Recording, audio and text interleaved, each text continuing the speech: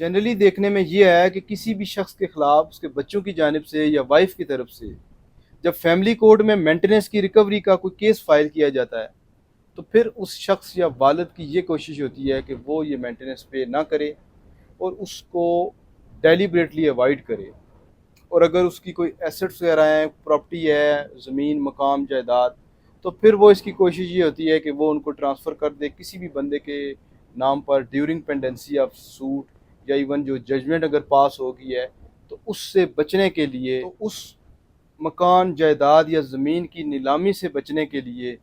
वो उसको ट्रांसफ़र कर देता है किसी भी बंदे के नाम पर, और ताकि वो बच्चों के खर्चे से दस्तबरदार हो सके, बच सके। तो इस पर ऑनरेबल लाहौर हाई कोर्ट ने ये होल्ड किया है, रिसेंटली इस साल एक जजमेंट पास किया है जिसमें ये होल्ड किया गया है कि दौरान मुकदमाबाजी बच्चों को खर्चा देने के लिए कोई भी ऐसी प्रॉपर्टी की जो एलिनेशन की या ट्रांसफ़र करने की कोई ट्रांजैक्शन होगी, वो शेम ट्रांजैक्शन मानी जाएगी और वो सिर्फ बच्चों के खर्चा से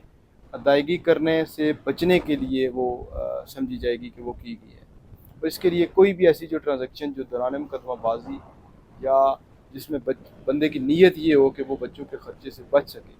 उस प्रॉपर्टी की ट्रांजैक्शन को, चाहे वो इंतकाल है या रजिस्ट्री है, उसको फ़ौरन कैंसिल करने के ऑर्डर पास करने चाहिए ट्रायल कोर्ट को, और फ़ौरन जो प्रॉपर्टी है उसको नीलाम करके बच्चों का जो खर्चा है वो उनको पे करना चाहिए। दोस्तों, फैमिली लॉ के रिलेटेड किसी किस्म का कोई क्वेश्चन हो, आप मुझे मैसेज कर सकते हैं।